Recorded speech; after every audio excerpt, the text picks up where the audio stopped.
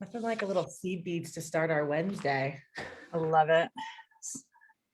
Seed beads is a good start to any day. Is it? Good start. I think so. We're not officially over the hump yet here on the Mountain Time Zone. Hi, everyone on Facebook. We're just talking about how seed beads is a great way to start any day, says Meredith. And I said, well, we're not quite over the hump yet of the week here on the Mountain Time Zone, but on the East Coast, by the time we finish this live, it'll be over noon, right? So halfway on our way to the weekend, if you ask me. Which is a good thing. I need this weekend to be happening sooner rather than later. I need this week to be over. I don't know if anybody else is feeling that way, but I'm going to be grabbing good energies and good mojos from our beadie friends today because I need them. Let me go ahead. I'm going to share this on Beadalon real quick while you're doing all the. Sure. Yeah, we're so guys, as everyone's tuning in, we are like cusping on 4th of July weekend. Really crazy, right? I mean, I think we talk about how fast time flies all the time here at Jesse James Beads, but it's true. It's 4th of July.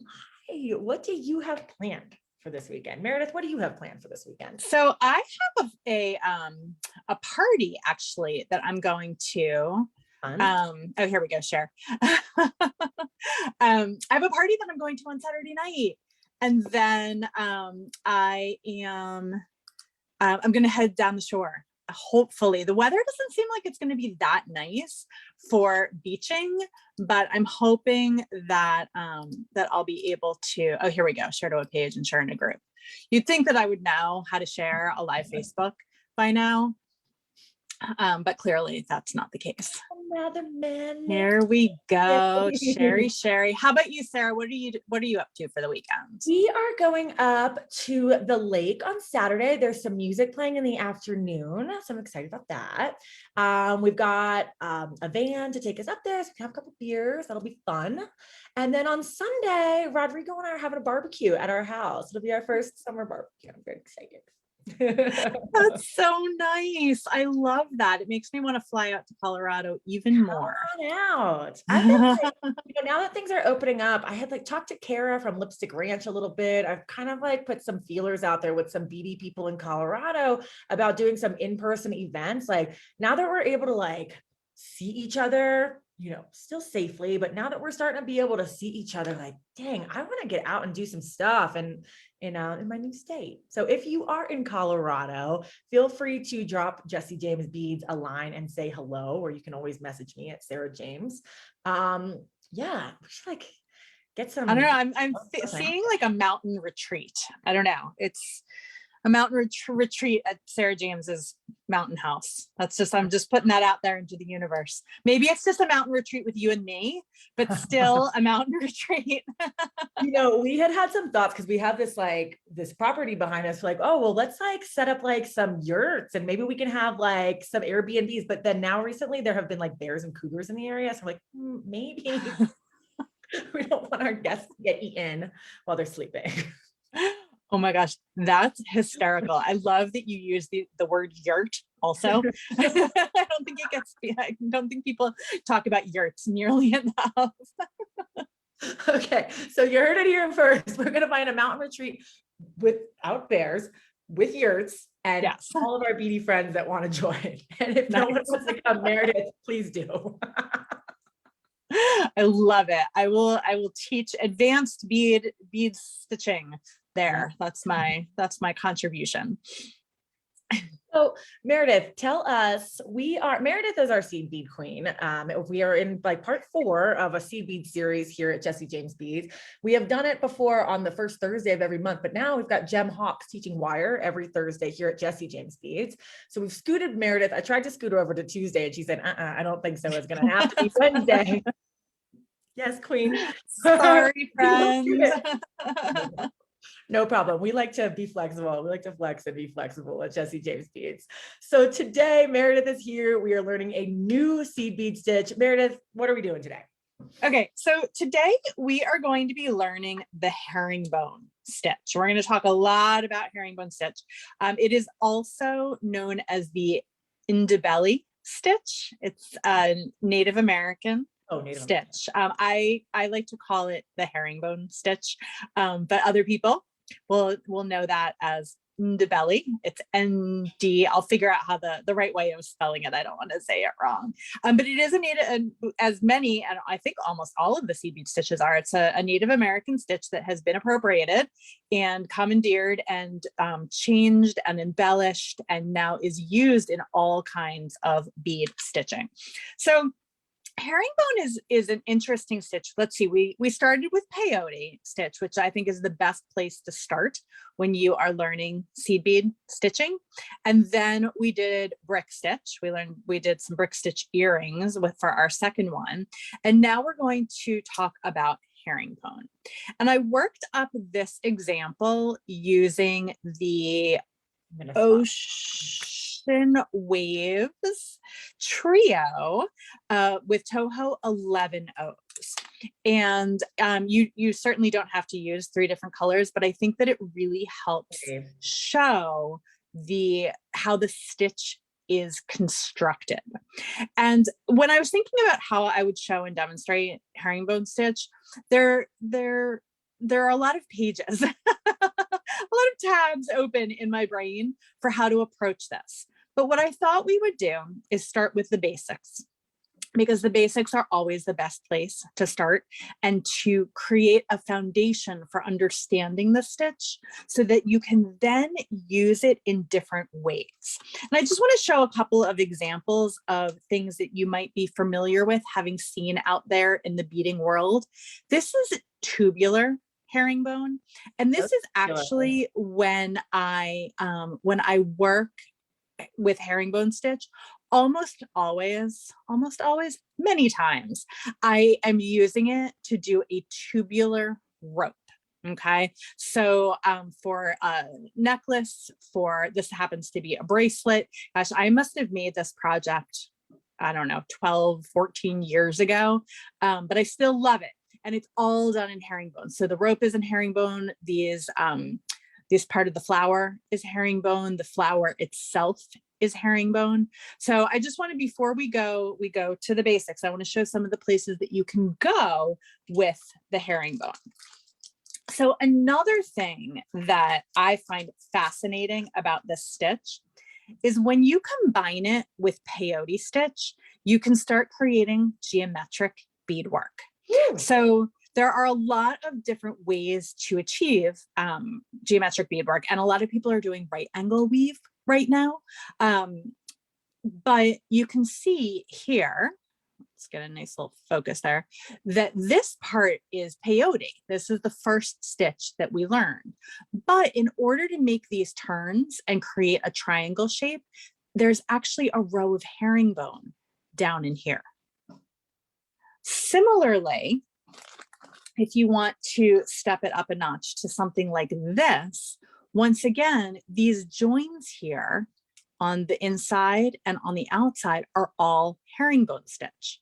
So I love how it's beautiful in its own right, but when combined with other stitches, other techniques, you can really make some fantastic designs. And just as a last show and tell, this is my favorite piece that I have ever made. It was a true labor of love. But again, in here, all of these middle parts are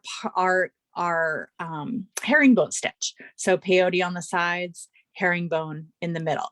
And how you manipulate those stitches, how you do increases, how you figure out ways to connect everything, it's all herringbone. So I think it's really fun that something so I don't want to say unassuming, but the basics that we are going to learn today can be blown up to do so many other different things. And this is one of my favorite things to do with that herringbone stitch. I wanted to point it out on the star, is you can make these really fantastic bail clasps. Love it. And so much easier and so much faster than you might think. I actually did a Facebook Live over on Beadalon on this whole project. Gosh, It must have been around the holidays. It seems like a good holiday project that I did. So I would check back in our archives in December to see that. So those are kind of the next level things that you can do, but there is no, this, I don't even know what I'm trying to say. This is cool too. I think that's what I'm trying to say. It's just a nice, lacy, beautiful herringbone bracelet. And so that is where we are going to start our herringbone journey today. So, of course, as you know, my favorite material to bead with, to do any sort of bead stitching is wildfire. And for those of you who might not know, can't imagine anybody doesn't, but I always have to go over it. It is a thermally bonded bead weaving thread. So what that means is it is incredibly strong. It does not stretch. It is waterproof. It was designed and developed specifically for beading. And it is very, very difficult to pierce with a needle. All of those things are the most important for me to when I am doing my bead stitching. The important thing when you're working with wildfire is to use very sharp scissors. And when you cut it, you want to cut all the way back in the sharpest part of those scissors and kind of pull it a little bit. Because it is so strong, it can sometimes be difficult to cut cleanly if you are not using A, dedicated sharp scissors, and B, the sharpest part of your scissors. The next thing that's important about wildfire is when you are going to thread it through your needle, you want to flatten with either a flat or a chain nose pliers or a flathead pliers, flat chain nose pliers. There are my words, Meredith. So you can see how I did that. I just gave it a little smush and it went from being round to being flat, which makes it much easier to thread through the eye of your needle. Let's see if I can do this the first time. My glasses are so dirty right now. I can barely see out of them. Fun times. Okay. And so then what I do after I needle my thread, I grab the end with my pliers and I pull it through. It's one of those things that makes needling your thread or threading your needle so much easier. So quick little tip there. And then Sarah, what material are you using today for your bead weaving all the way over in 2 time zones over? Well, I am right now I am chatting in the message board over here. Full disclosure, teacher. I'm chatting with my friends over here on Facebook. Oh yeah, we've got people tuning in from all over. Catherine's here from Australia. We've got Chris coming in and saying hello and goodbye from wine country in Southern California. Hey guys, we got Marisol in the group. But let me just go back to what teacher Meredith. I don't have wildfire on me, but I do have, hold on, let me take the spotlight off for just a second. I have got Supplemax. So this is in my summer camp kit from last year, Meredith. I've got Supplemax and I've got a needle. So I asked you before we started, can I use monofilament with a herringbone stitch? And my answer was a resounding yes. And that's actually going to become important in a couple of minutes as well, when we talk about the turnarounds. Okay. So, but I did that on purpose and I'm sorry for putting you on the spot, but I wanted people to know that there are other stringing materials that you can use to do this stitch, and Supplemax is actually a good one to do it. But what Sarah will find when she is using that Supplemax is her design will be a lot stiffer because it's mono. It's a more of a plasticky kind of a feel rather than a thread-like feel.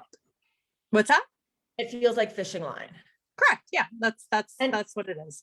And do you know what's really interesting about the comparison of the Supplemax and the wildfire is, so there are some seed bead artists like Meredith that prefer to use the wildfire. Meredith is one of our camp counselors for Summer Camp 2021. We have another seed bead artist, Onye Nadika, and she prefers to use monofilament. So it's going to be interesting this summer at camp to see the two different takes on the projects, how they feel, and then be able to get our campers' response to what material they like better.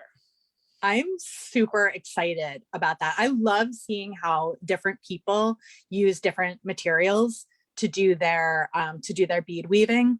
You could use Nymo, you could use any kind of thread or stringing material. The challenge is going to be, it needs to be able to pass through your beads at least, I'm trying to think, at least twice, and then sometimes 3 and 4 times. So that's really the challenge with any beading or any seed bead weaving that you do. Sure. When you're choosing your stringing material, a couple things that you want to make sure are that it doesn't stretch, because that's to me the most important, because then you don't want big gaps in your beadwork. But then the other thing is that it's got to fit through your beads the number of times you need to go through. So with a lot of dimensional beadwork, you're going through your beads a bunch of times. And so you need a material that's going to be thinner. Totally.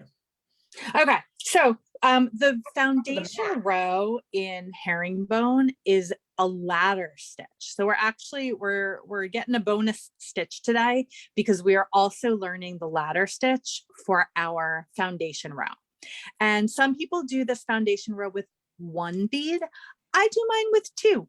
And you'll hear me say that a lot during the class today, or the demonstration today. And the reason why I always say that is because different people do things different ways. And this is how I do it, and it works for me. If you like doing a foundation row of just 1 bead, awesome. But I like to show as many different variations, or at least talk about as many differentiations as possible. Now, I am demonstrating today with 0.008 wildfire for a couple of reasons. The first, and actually most important of which, is because you all will be able to see it better. Generally, my go-to diameter for bead weaving is 0.006, because I go through my beads a lot of times.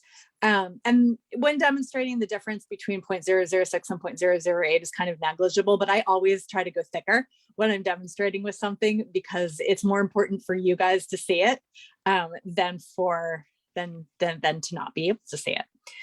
Okay, so for the ladder stitch, and actually before I put my beads on, I don't always do this, but I like to demonstrate with this. I'm going to put on a stopper bead in a contrasting color. And in fact, since I'm using the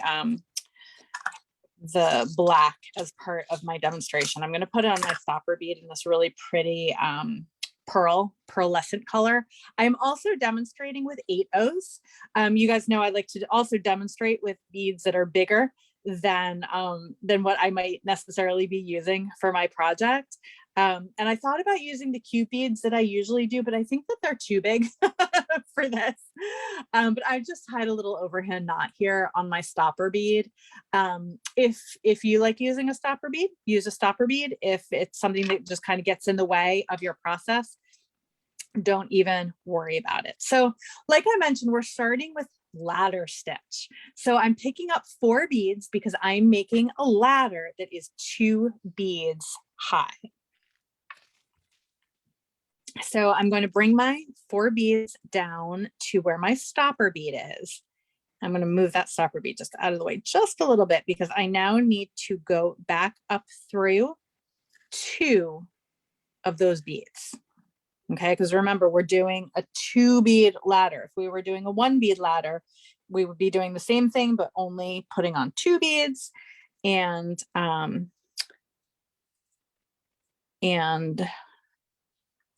adding 1 bead each time for the ladder.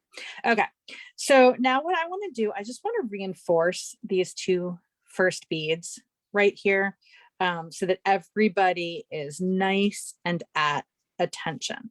So one of the things you'll see is I tend to put my thumb over my beadwork as I'm using it, or as I'm working with it, and I'll try very hard to remember to keep moving my thumb, but it helps keep the beads where you want them to go. Because what we want is a nice little row of soldiers, of beading soldiers, all lined up together. So now I'm going to go ahead and I'm going to actually switch my color to black. I'm going to do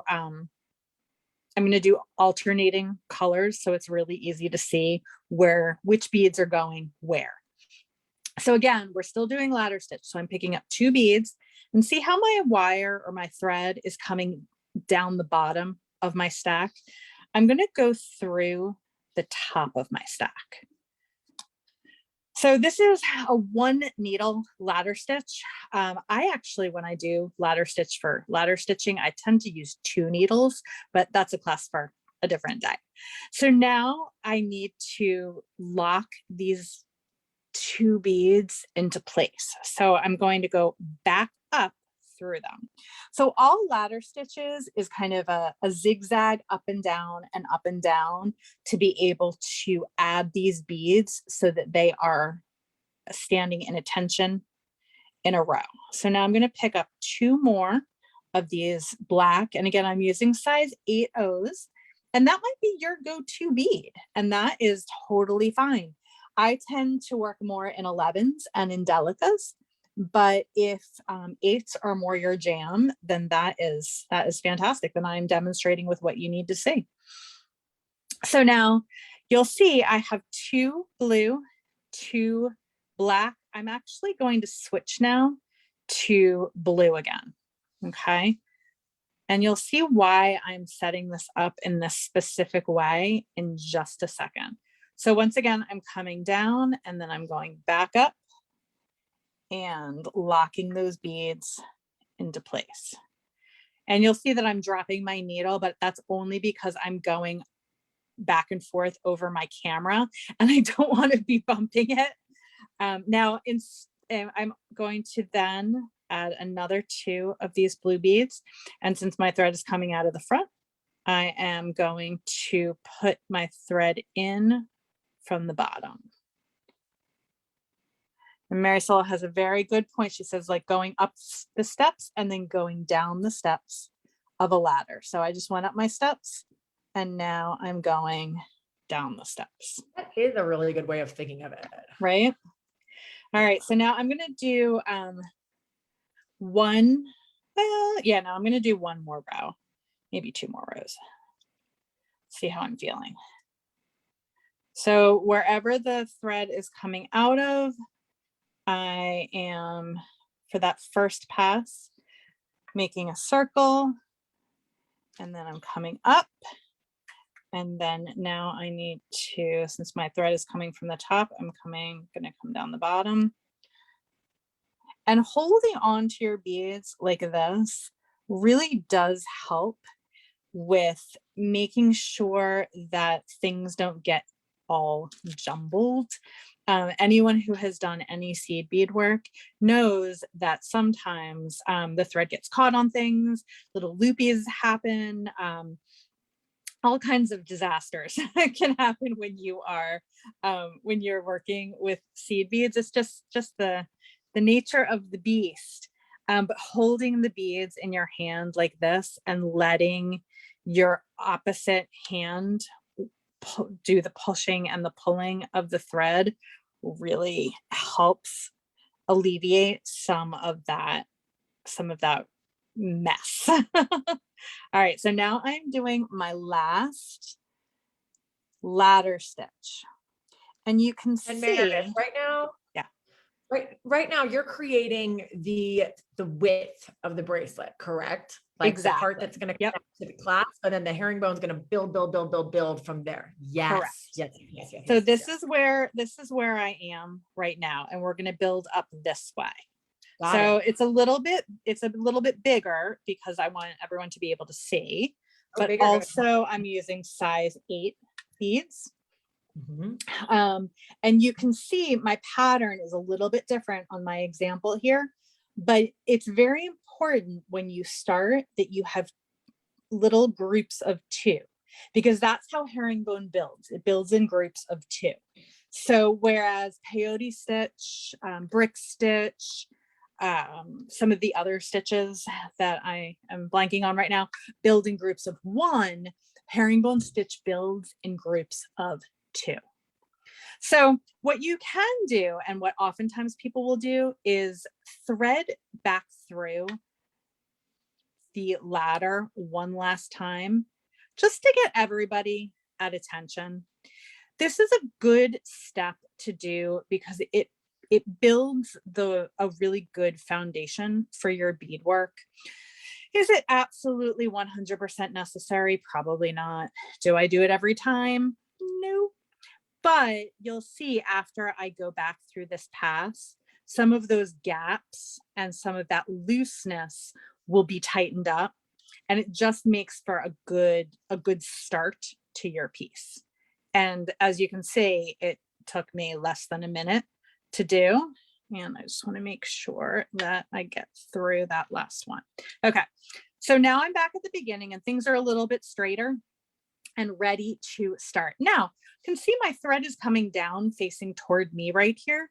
What I actually want to do is bloop, turn that upside down, because now what we're doing is we're going to be working up this way. Okay, so maybe you see that differently in your head, but right now, I'm going to be working up this way.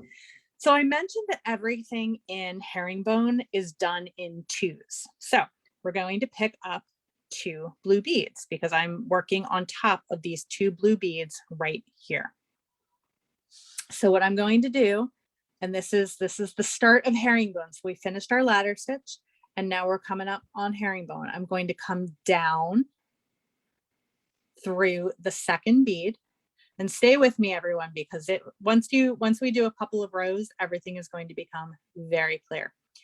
And so now we're coming down from this bead. I thought the black would be the perfect thing to show, to demonstrate, but it's kind of getting lost a little bit. So at least we have that blue that has a really nice, yeah, I can see what you're doing here. You can? Okay, perfect. Yeah. So now I'm coming up through that black, and because I'm working on top of black, I'm going to pick up 2 black. So every time you do herringbone, you are picking up 2 beads. So that's an important thing to remember. You don't want to do 1 bead here because that's a different stitch, kind of. Just trust me on that. Okay, so now I'm coming up that first black bead. I'm going to go down that 2nd black bead. I don't want to go through both of them.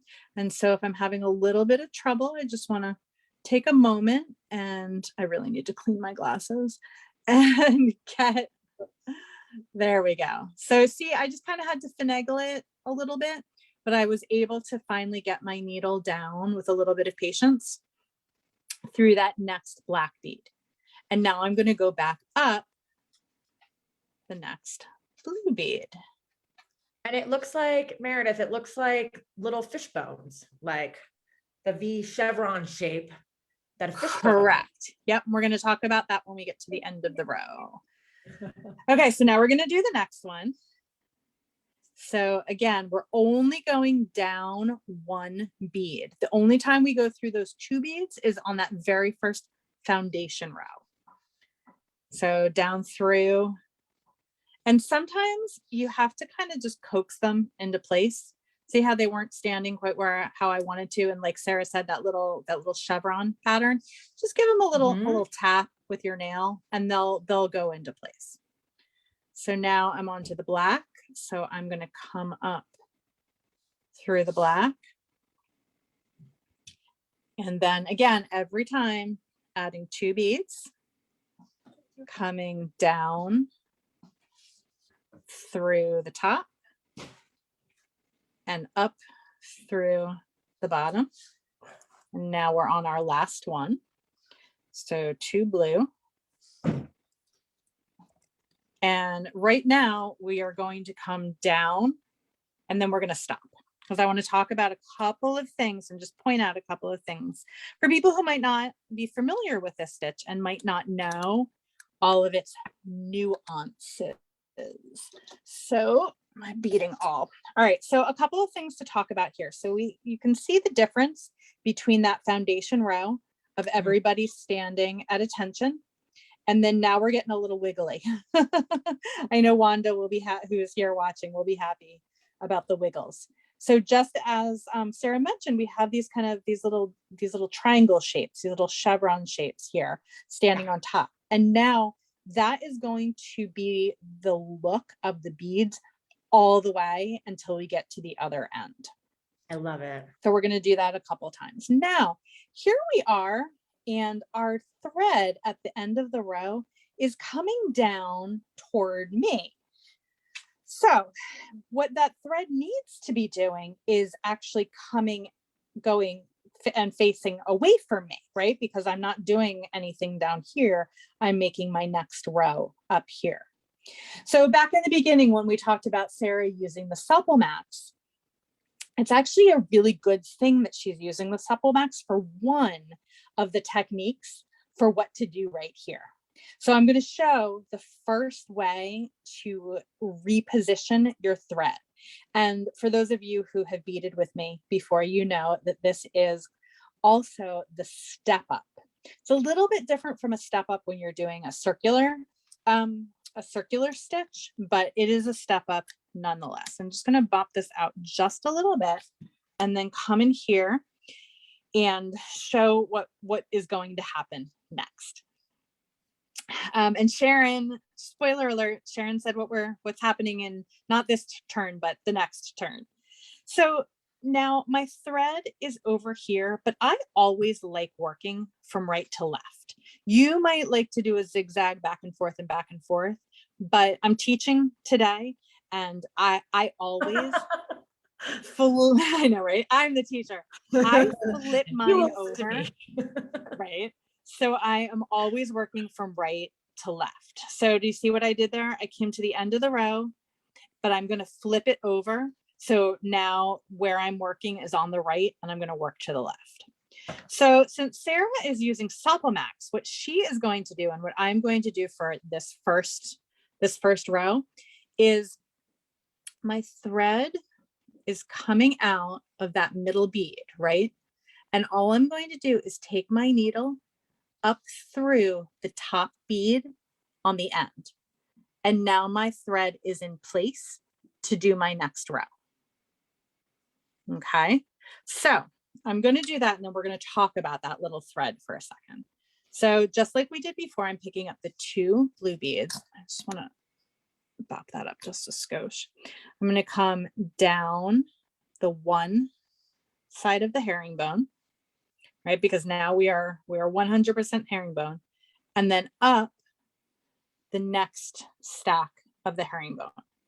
And you can see that now that we've started the herringbone, there are no problems in getting that needle out from the bottom of that bead because there's space built in. Now, see how it got a little wonky there?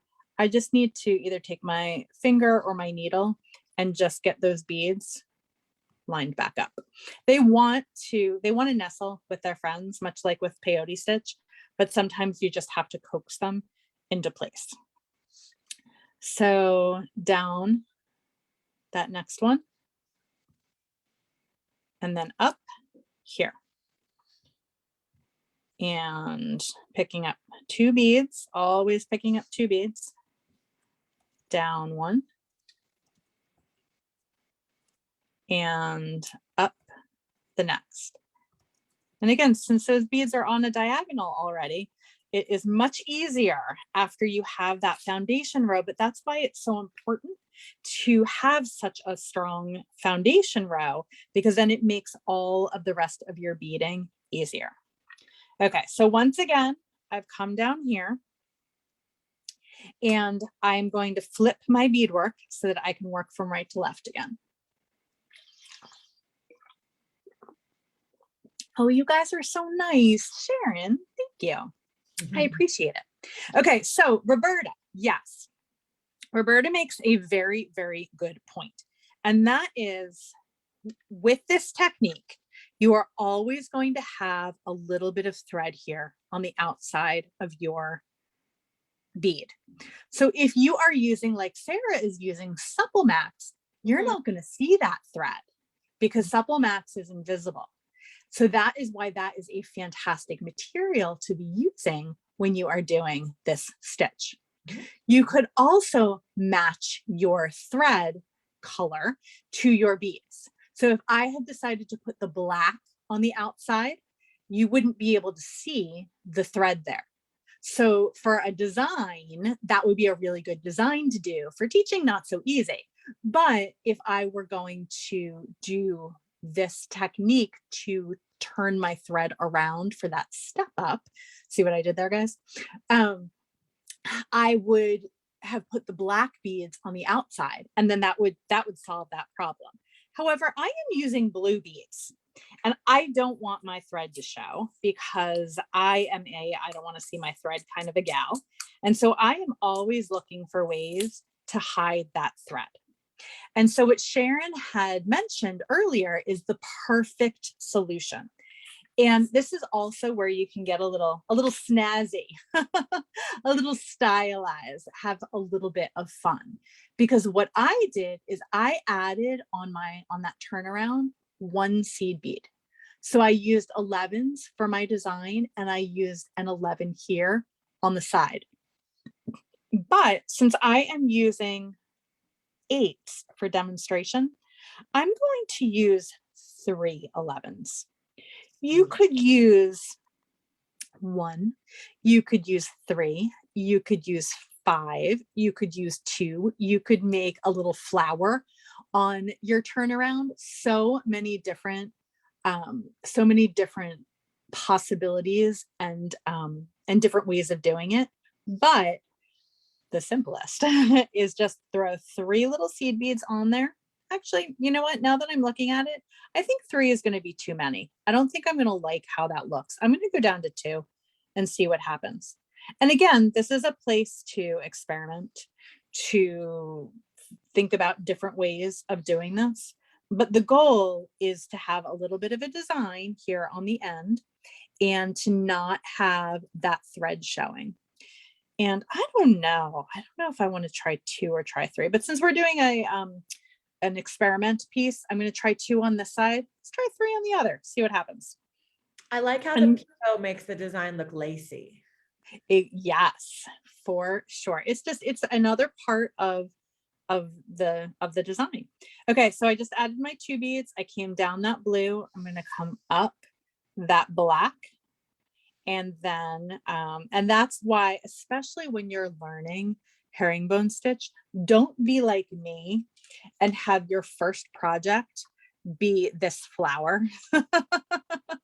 That was not smart, but I like jumping in with all of my faculties, and trying and making mistakes until I get it right. Not a lot of people are like that. So by switching out the colors and kind of taking one step of remembering things out. So I don't have to think about my colors because I set it up with my ladder stitch the right way. So all I have to think about is how this thread path is going to run.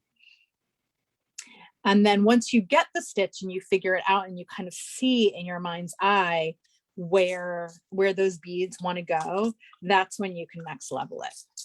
That is advice. That is do what I say. Don't do what I do, because I never take that advice. All right, so now I have my piece here, and you can see also that as I'm beading, I kind of turn my piece a little bit too. Like sometimes I'll do it like this, sometimes I'll do it like this. I find that I start vertically and then by the end I'm holding it horizontally. It's one of those things that if whatever you're doing isn't working, try kind of moving it around a little bit. But I also want to point out here, because my stacks are starting to become nice and stacky, that herringbone gets joined. I know, Sarah, I'm like all, you know. Yeah, my stacks are all stacky. Your stacks are stacky. You know you're doing you can see that my stacks, are stacky, but also joined down here. So there will always be this gap up here that that will need to be attended to when you're finishing off. But the finishing off technique attends to that. And I'm going to show that in just a moment. But just to know, you want to make sure that you have these stacks lined up and they are not joined at the first bead, they're joined at the second bead. And when you have a little guy like this, they're hugging, but they're not nestled quite right. All you need to do is come in with your needle and just kind of work it underneath that thread bridge, and then they'll stand or lean the right way, I should say. All my little leaning towers of Pisa I have here.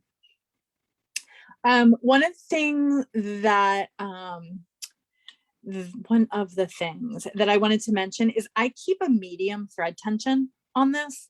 It is not a super tight tension like in a peyote stitch or a brick stitch. More of a tension that you might use if you are familiar with the netting stitch.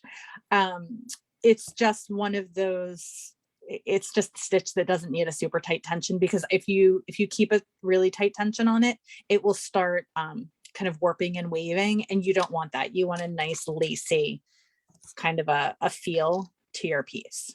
I feel like I have way too much going on my beading mat right now. Oh well, that's what beading mats look like. All right, so we did 2 beads here. I'm going to go ahead and see what 3 beads looks like to have a true picot on the end. And that's a whole fun kind of exploration in and of itself, all of the different things that you could do on this end. And now that I'm seeing it like this versus the 2, I'm kind of loving the 3. I have a question. Yes, go ahead, Sarah. Okay, so on your example project where you used all the 11 O's, yes, did you do a picot with 2 colors, 2 to match the base and 1 to give it the frill? Or is it just 1 bead? It is just 1 bead. Gotcha. Yep, I just did 1. Sweet. Just for demonstration's sake, to show a different possibility. But I could see doing like a daisy chain daisy on the outside could be fun. Or maybe you do your picot on like every other one. I don't know, lots of different possibilities, and lots of different ways to work the middle as well. I mean, I'm just doing stripes here, but there are all kinds of fun kind of ombre effects. And you could even, if you were really fancy, think of it like a looming pattern. But that's say that reminds me of something it reminds me of like a freeform loom. Yep, for sure. All right, so now I am down here at my other end, and I again, let's put that back in the camera. I'm a flipper, so I'm going to flip that back over, so I'm always working right to left. I'm curious for people who know bead weaving. Are you a flipper or are you a zigzagger? That is an interesting question for me. All right, I'm going to tap out a couple more of these beads, and we're going to do 3 on this side. And now I'm kind of regretting not doing 3 on this bracelet here, but that's what's so fun is, just another project to do. And I like herringbone, I find works up pretty quickly. Some of the bead stitches can be, faster to work up. Others can be slower to work up. This necklace or bracelet I made yesterday, and I think it was maybe 1 or 1.5 episodes of Mare of Easton. I don't know if anybody else is watching that yet. No spoilers. I'm only 3 episodes in. But it's the perfect kind of stitch and the perfect kind of process for sitting and watching your favorite television program. So I don't know about you. I can't just sit and watch TV. I need to have something keeping my hands busy, so that I can feel like I'm being productive while I'm passing the time. Now you can see I just did an ups there. I forgot to come back up through that black bead before I picked up my 2 beads. So I'm going to drop those off and then make sure That's part of the stitch, is the down the ladder and then back up the ladder, except we're not doing back ladder stitch. So I don't think that it translates to this. Backwards down the ladder line. But we are going to go back to that ladder stitch in just a second. I think I'm going to have to do it now because I don't want to run out of thread. But if you do run out of thread, the herringbone is a really easy one to add thread to. Like I think I added thread 3 times in this one, and I work with a 5-foot piece of thread. So that's about 15 feet of thread. I don't know how much I had left over, but really all I weaved in here. Those of you who know me, I tend to be a knotter, but with the herringbone, because of the way that the beads line up and stack up, I actually wove my thread ends in and then wove them in back in again. I did not tie any knots in this one, and it worked out no problem. Okay, so I have my 3 beads here at the end, and now I'm ready to finish off. We're going to pretend like I have done a whole bracelet, and I'm ready to come to the end to finish it off. And what I need to do to finish it off is to turn these last 2 rows of herringbone back into this ladder stitch. And the way that I'm going to do that is by up and down my ladders, so that instead of being tilted, they're all going to be standing back at attention. Just thinking if there's anything else that I want to mention, but I don't think that there is. So I'm going to go ahead and do that. So not complicated. So I'm going to come down to, just like we did in the beginning, we're working with 2 rows, right? 2 rows, 2 stacks. So down, and then because this stack here hadn't been reinforced, I'm going to come back up. And was it Sharon, did you ask if I go down to reinforce ever? I do not. I only do this at the end, because if you start going back down and through, then you lose that herringbone part of it. So I'm doing clockwise circles. So, right? Am I doing clockwise circles? I'm doing a clockwise circle there. And then I'm going to come back down, or back up, I should say, through this one and down through the next one. And I'm just kind of zigzagging everybody around to get rid of that stacky part, right? I've got the stacky part right here, but I need to join it together. So I guess the best description is I think I'm doing figure 8s. So down here, let's hope I don't run out of thread. And then up here, and you can see how they are starting to come in to attention.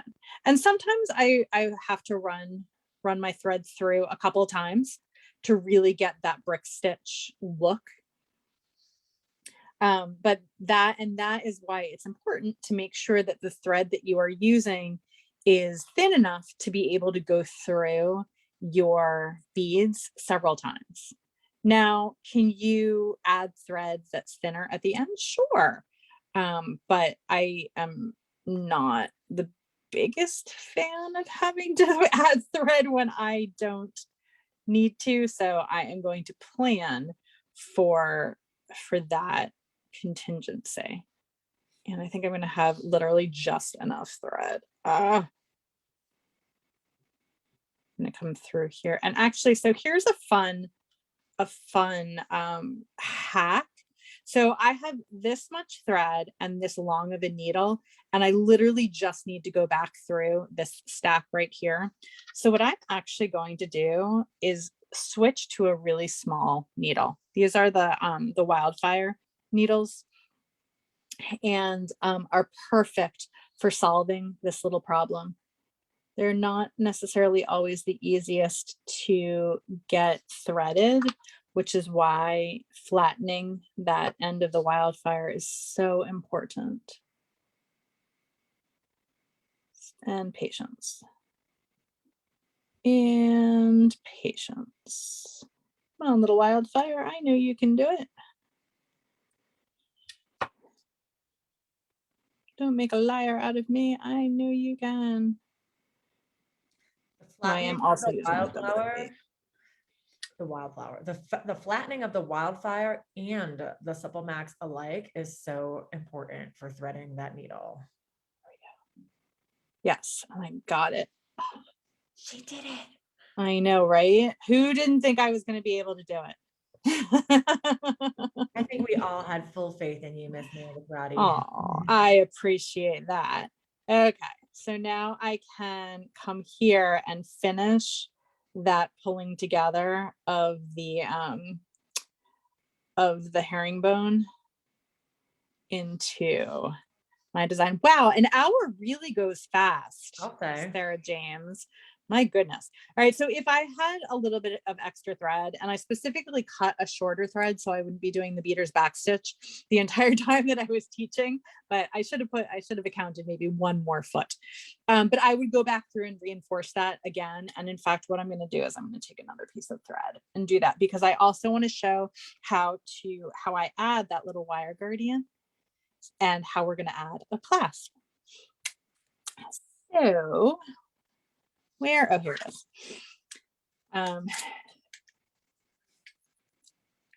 Lois has an interesting point. She says she's found her bent chain nose pliers flatten better than the regular ones. Awesome. Maybe because there's a little more surface area with that bent curve. I would venture to say yes. Okay, let's see. So in the interest of time, I am actually going to, I don't know what I'm going to do. We'll figure it out as we go along. Oops, sorry, I needled that off camera. That wasn't very, very teacherly of me. Okay, so now what I'm going to do is I'm going to add the wire guardian right here in the middle.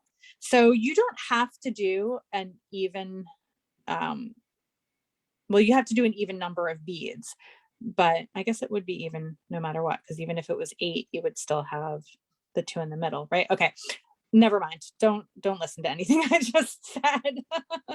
But I am just going to show kind of how I might weave this wire or this thread in. And in fact, I'm just going to do it from up here. I'm going to come down a couple of beads.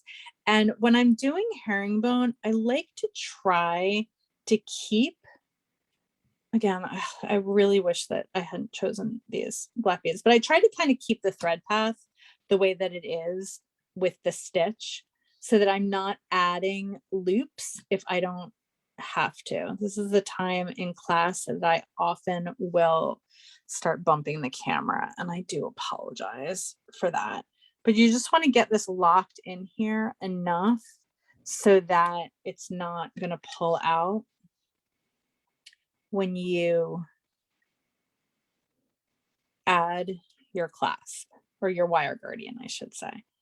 And if I were adding a thread for the wire guardian, would I knot it? Probably.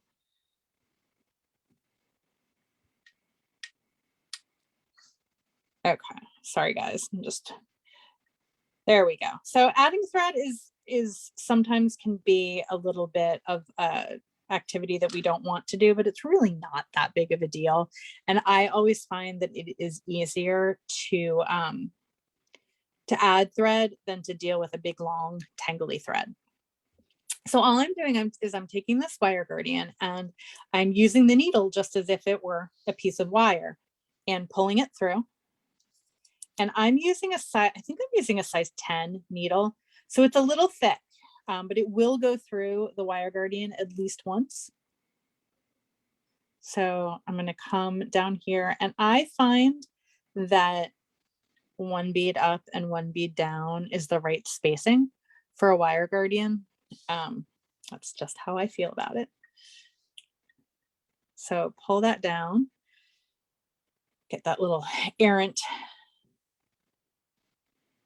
thread out of the way, and you can see that that thread just sits right in the channel of the wire guardian, and everything sits nicely.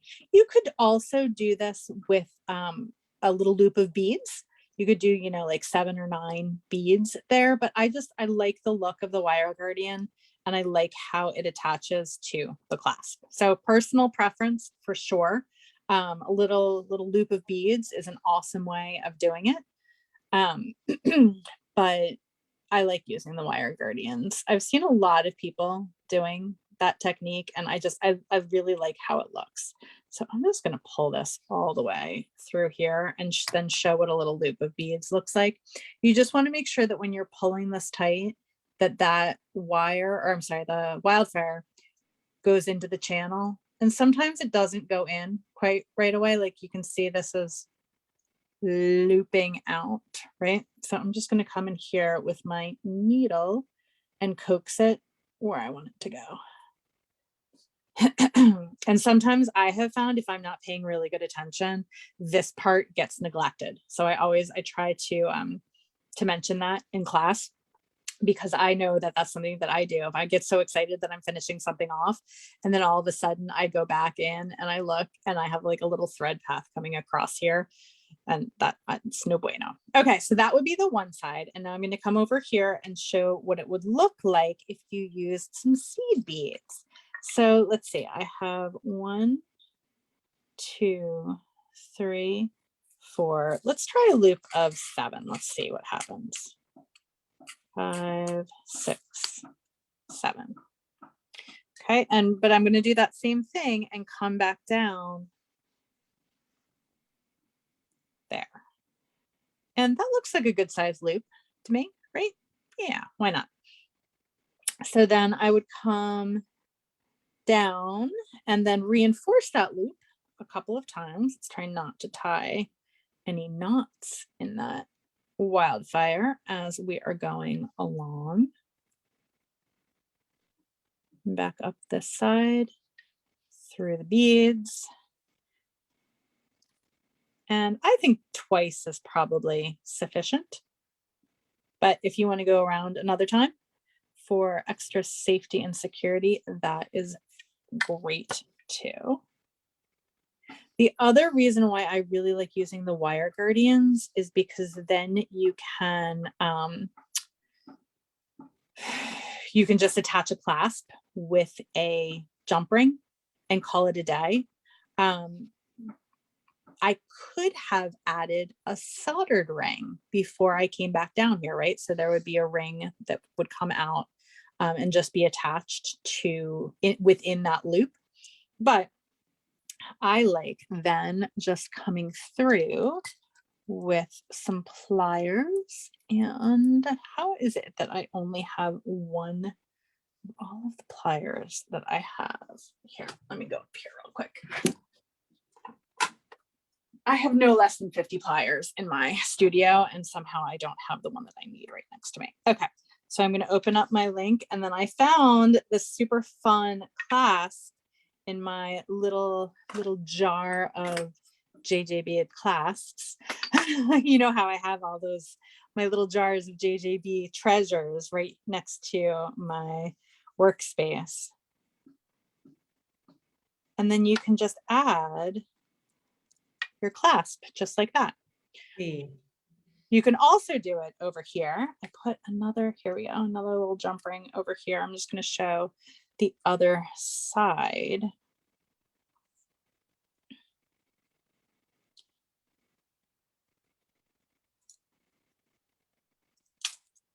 So that you certainly can add it with the loop of beads as well. And I'm using oval jump rings so that the wildfire doesn't slip through the opening in the jump ring. So little sample piece, a sampler, if you will. I still have to trim out all of my ends and take my stopper bead off, but just a really kind of good lesson in starting herringbone stitch, how you do the stitch, how you finish it off, a couple of different ways of hiding the sides if you want to hide them at all. And then also adding the clasp, either using a loop of seed beads or a wire guardian. And depending on what your pattern is, depending on what size beads you're using, and then of course what you choose to do on the sides here, you can really do so many different variations and achieve so many different looks from using this herringbone stitch. And again, once you get the foundation of herringbone, then it's time to next level it with all kinds of 3D and geometric beaded beadwork. But that is a Facebook Live for a different day. Meredith, this was really cool. And I know I'm speaking for all of us here that you do such a good job of explaining the seed beads and making it really look easy. So thank you for that. That is the best compliment that I could ever possibly get, is that I can explain things well. Because if somebody leaves my demonstration wanting to make and feeling like they can make what I have showed, then my work here is done. So I appreciate it. And thanks so much for having me on. I love hanging out with you. Oh my gosh, always so much. And we are so excited to have you this summer for Jessie James Bead Summer Camp, teaching not one, but 2 projects. Guys, one of them, we are doing a peyote stitch ring, like full on ring around the rosy. And I'm like really excited about it, Meredith. Yeah, it's gonna be fun. We always have a lot of fun in class for sure. We really, really do. And I have to say that I didn't have my tools with me to needle my thread, the pliers, very, very important to get either the Supplemax or the Wildflower flat. But I promise that this summer at JJB Summer Camp with Meredith's classes, I will be myself going through and taking the lesson, learning the steps, probably going to have to watch the class over again on repeat, but that's the beauty of having that special summer camp group. And guys, if you are intrigued to learn the peyote stitch ring, and also we're doing some really cool, is it brick stitch earrings? Mm-hmm. Brick stitch earrings with fringe. Okay, so if you're interested in these 2 classes and the other 7 that we've got on board, I've got $10 off with the code Meredith for our bead queen. I've never been a coupon code before. You are.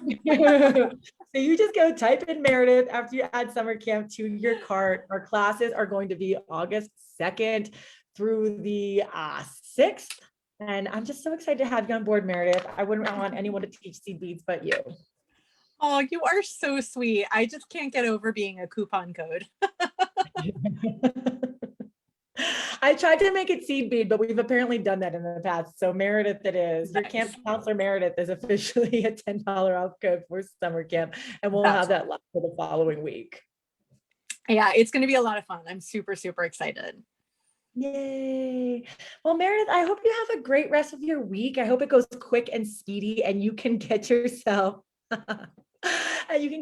down to the shore for your 4th of July weekend. It's always great. I hope so. I got to tell you, everybody in here, I need to give a great big thanks, because I have not been having a good day, and all of the love and all of the puffy hearts, Mary Soul, and everything really helped feed my soul. So I appreciate that a lot, more than anybody could possibly know right now.